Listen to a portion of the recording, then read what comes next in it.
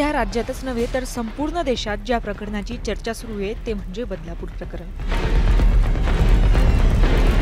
बदलापुरात 2 पीडित मुलींवर अत्याचार केल्याप्रकरणी आरोपी अक्षय शिंदे याचा एन्काउंटर करण्यात आला।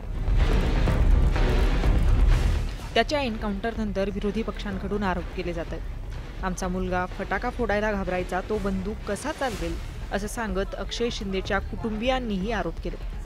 तर सत्ताधाऱ्यांच्या सांगण्यावरून हा एन्काउंटर झालाय असा आरोप अक्षय शिंदेच्या वकिलाने केलाय।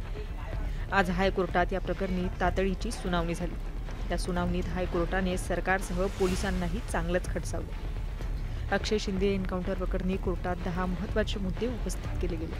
नेमके हे कोणते मुद्दे होते जाणून घेण्यासाठी हा व्हिडिओ शेवटपर्यंत पहा। कोर्टाने पहिला प्रश्न उपस्थित केला की अक्षय शिंदेला डोक्यात गोळी का मारली गेली। पोलीस डोक्यात गोळी मारतात की पायावर अशी विचारणाही कोर्टाने केली। गोळी पिस्तूलमधून मारली गेली की रिव्हॉल्व्हरमधून? आरोपीला काबू करायला हवं होतं। 4 पोलीस एकाला काबू करू शकत नव्हते का असाही सवाल कोर्टाने उपस्थित केलाय। सामान्य माणूस बंदूक चालवू शकत नाही, मग आरोपीने पिस्तूलचे लॉक ओपन करून राऊंड फायर कसे केले? पोलिसांची पिस्तूल अनलॉक होती का? याला एन्काउंटर बोलू शकत नाहीत। एन्काउंटरची व्याख्या वेगळी असते असं म्हणत कोर्टाने ताशेरे ओढले।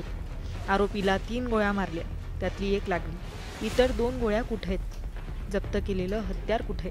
असे प्रश्न उपस्थित करत अक्षय शिंदेला गोळी जवळून मारली गेली आहे असं निरीक्षण कोर्टानं नोंदवलंय। फॉरेन्सिक रिपोर्टमध्ये गडबड असली तर पावलं उचलावी लागतील असाही इशारा मुंबई हायकोर्टाने दिलाय। आता या प्रकरणाची पुढील सुनावणी 3 ऑक्टोबर रोजी होणार आहे।